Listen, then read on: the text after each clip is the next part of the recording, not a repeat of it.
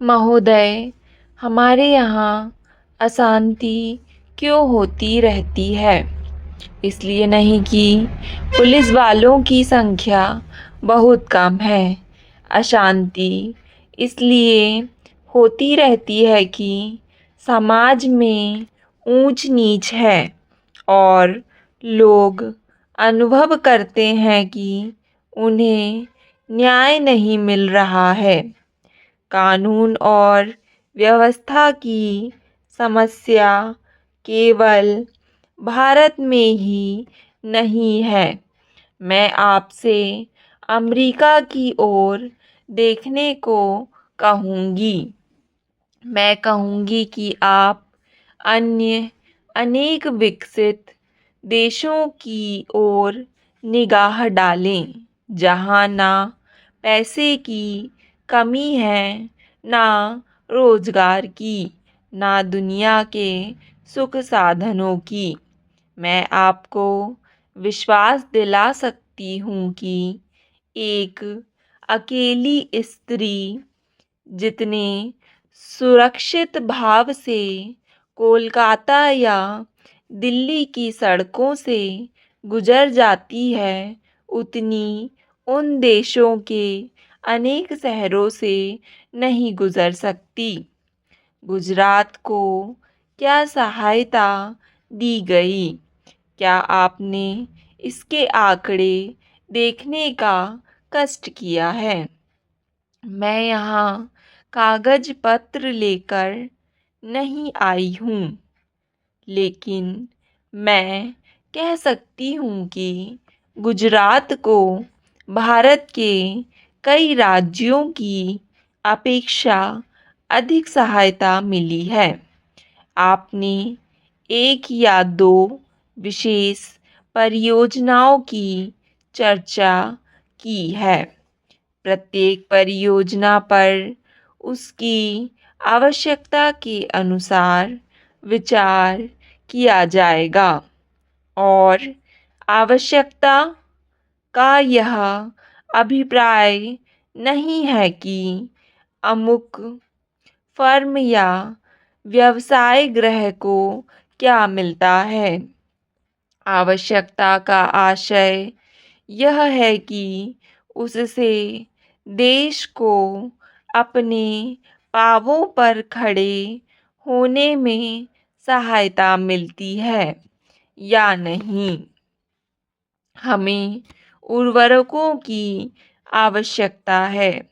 हम उन्हें प्राप्त करने के लिए सभी संभव उपाय कर रहे हैं, लेकिन हम विदेशी कंपनियों के हाथ बिककर उर्वरक नहीं पाना चाहते और जब तक मैं सत्तारूढ़ हूँ, मैं ऐसा नहीं होने दूंगी। चाहे कैसा भी दबाव क्यों ना पड़े, अगर आप चीखना चाहते हैं तो विश्वास रखिए, आप मुझसे ज़्यादा ज़ोर से नहीं चीख सकते। आपका मुझे आपसे कहीं ज़्यादा अनुभव है। प्रत्येक मामले को तब तक तय किया जाएगा जब वह विचार के लिए उठाया जाएगा। जहाँ तक टाटा परियोजना का संबंध है, वह योजना अभी सरकार के सामने नहीं आई है। यदि वह आएगी तो उस पर वैसी अन्य योजनाओं की तरह समुचित विचार किया जाएगा। अतीत में हमने कई बातों पर जल्दबाजी से काम लिया और आज हम उसका फल भुगत रहे हैं। आप महानुभावों को इस पर लिखी गई अनेक पुस्तकों के नाम बता सकती हूँ, जिनके लेखक ना तो भारतीय हैं और ना ही आदर्शवादी। महोदय, प्रत्येक कदम फूंक फूंक कर रखना होता है और हो सकता है कि हम कुछ वर्ष गंवा दें, लेकिन स्वतंत्रता गंवाने की अपेक्षा वह अच्छा होगा। स्वतंत्रता का अर्थ केवल अपनी सरकार होना नहीं होता, बल्कि उसका अर्थ होता है कि हम निर्णय स्वयं कर सकें।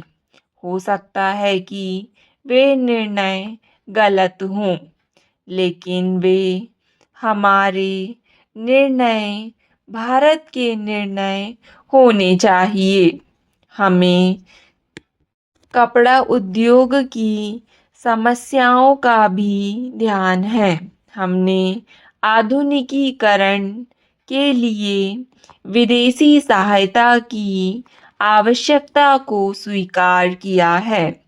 योजना आयोग ने कपड़ा उद्योग के लिए एक कार्यकारी दल नियुक्त किया था, जिसने इसकी समस्याओं पर विचार किया।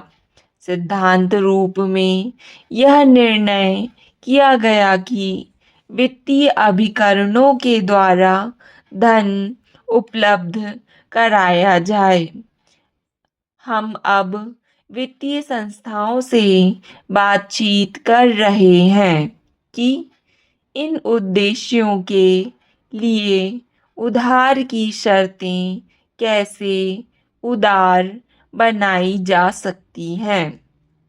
आपने बंगलुरु की घटनाओं और बंबई में किए गए हमारे कुछ निर्णयों की भी चर्चा की है। आप यह भूल गए हैं कि वे निर्णय वास्तव में कांग्रेस द्वारा पिछले आम चुनावों के शीघ्र बाद किए गए थे। उन पर कार्य समिति में विचार विमर्श और एक राय से सहमति हुई थी और बाद में उन्हें अखिल भारतीय कांग्रेस कमेटी ने स्वीकार किया था। बंगलुरु में हमने केवल मोटे तौर पर नए सिरे से दिशा निर्देश दिया था। इसमें कोई संदेह नहीं कि जब तक देश उस दिशा की ओर ना बढ़े, तब तक वह प्रगति नहीं कर सकता।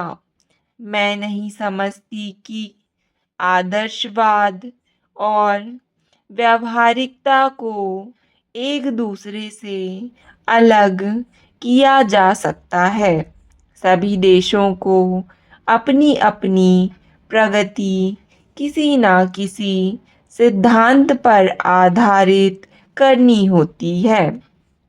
प्रश्न केवल यह नहीं है कि भारत में क्या हो रहा है, बल्कि प्रश्न परिवर्तन की उस लहर का है जो दुनिया भर में देखी जा सकती है। यहाँ अनुशासन और धैर्य के अभाव के बारे में काफ़ी कुछ कहा गया है।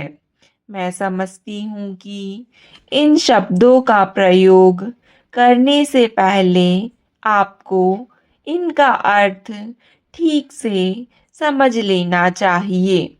आप शायद इसे अनुशासन कहेंगे कि इंग्लैंड में लोगों से बेकार ली जाती थी और उनसे दुर्व्यवहार किया जाता था, या छोटे छोटे बच्चे अंधेरी खानों में काम करने के लिए जाते थे और अंधे होकर बाहर निकलते थे। जब वे इन सब के प्रति विद्रोह करते थे, तो आप शायद उसे अनुशासनहीनता कहेंगे।